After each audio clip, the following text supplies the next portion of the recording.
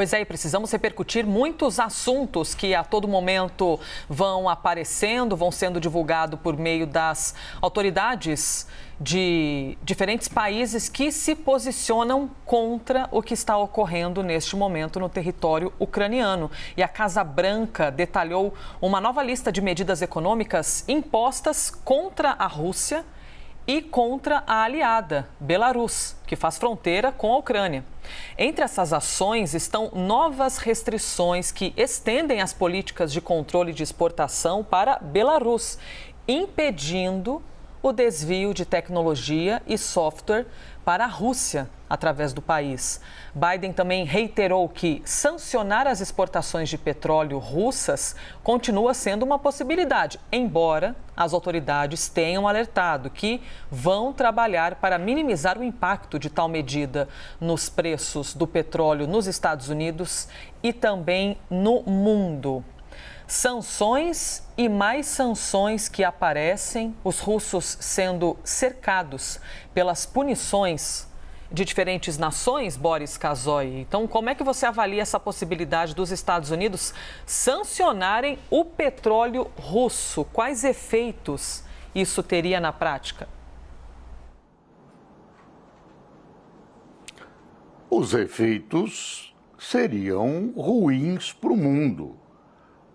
Petróleo é uma coisa que todo mundo sabe, varia muito, a produção varia, quer dizer, não se sabe neste momento como é que as coisas vão parar, onde as coisas vão parar em termos de petróleo.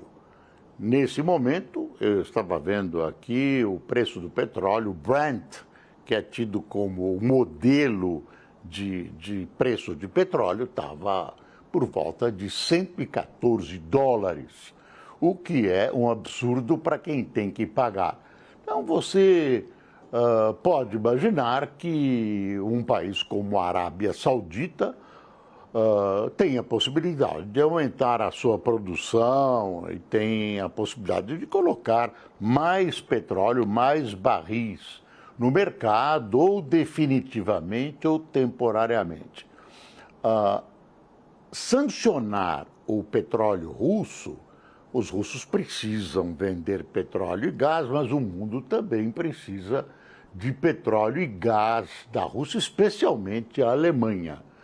Então, o que eu estou chamando de efeito bumerangue, você castiga o seu inimigo, o seu adversário, mas você também paga por esse castigo, você também recebe penas, embora menores, mas também acaba pagando por essas penas. Então, eu acho que o mundo vai se ajustar, eu acho muito cedo.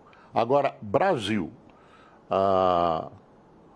o Congresso, o Senado, a Câmara, vão tratar, agora é o Senado, né? Vão tratar, dizem que na semana que vem vão retomar uma questão que eles não conseguiram resolver, que é essa questão do preço dos combustíveis. Já estava ruim, só tende a piorar, só tende a piorar. Eles têm lá 2 projetos, um de estabilização, que era o mais cotado.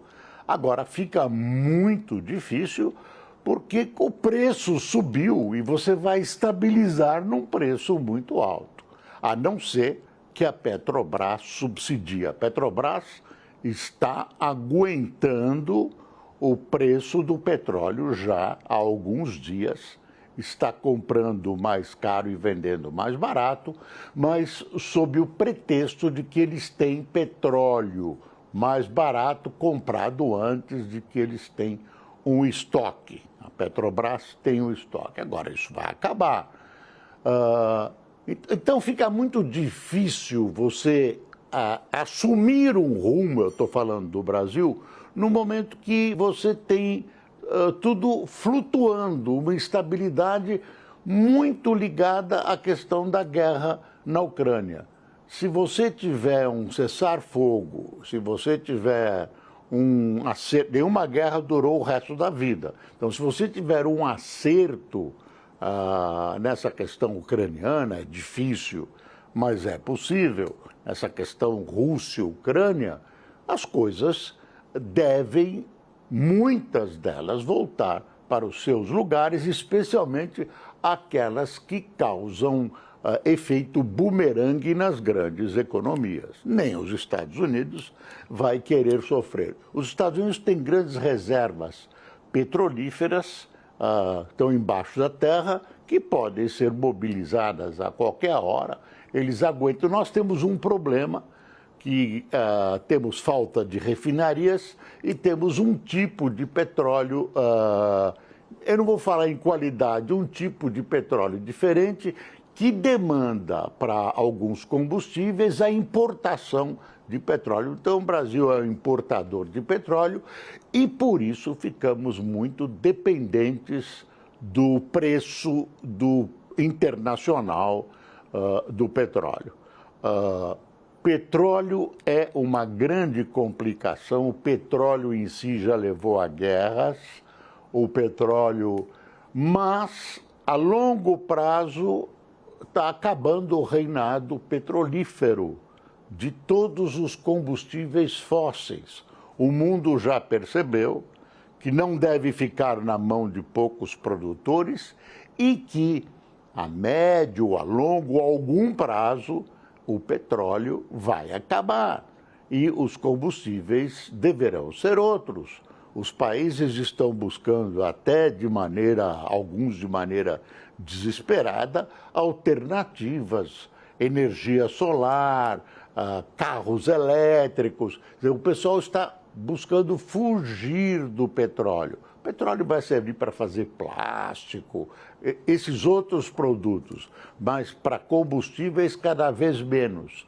Então, eu estou tentando mostrar que é um mercado fluido, um mercado pastoso, um mercado onde você não consegue se firmar, não consegue firmar uma política, porque estamos em terreno pantanoso, e um terreno muito pantanoso, agravado pela guerra.